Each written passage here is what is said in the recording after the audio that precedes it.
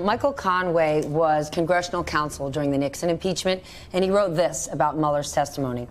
The questioning by Democrats, and more importantly by Republican members, may create a spectacle that could undermine Mueller's credibility with the public and therefore his report. Could Democrats actually hurt their own case here?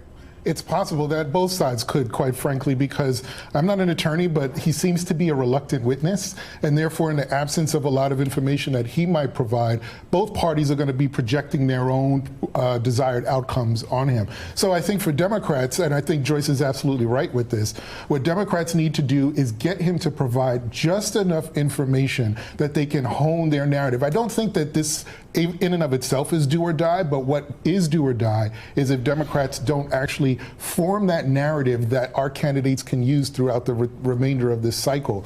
And I would also, I would say this, Jerry Nadler, for example, who had been very cautious in his conversation about whether or not we should start impeachment hearings, has leaned into it a little bit more over the last few days. And he's actually getting a primary from a challenger that wants Democrats to go further into this impeachment and actually start these hearings. And my concern is whether or not if some Democrats take their time and try to create this case, that they're not going to do it quickly enough to stave off some of these challenges, because that actually would be a lot more divisive for us than us making sort of a credible case over time.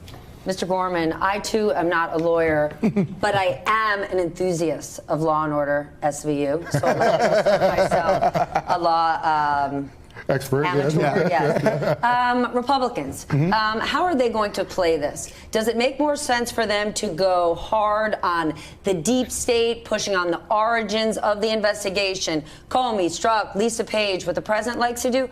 Or do they go easy, knowing, as Basil put it, that Mueller is a reluctant witness, and he's most likely not going to give Democrats something new? From what I hear, the Republicans want to do a little bit of a lighter touch, because in many ways... I've seen a lot of Republican light touch. Light touch, yeah. You know. But there are going to be some outliers, certainly. There's going to be a lot of topics, I'm sure, that you just mentioned. For the most part, the ranking member of the committee and others are going to do a little bit of a lighter touch.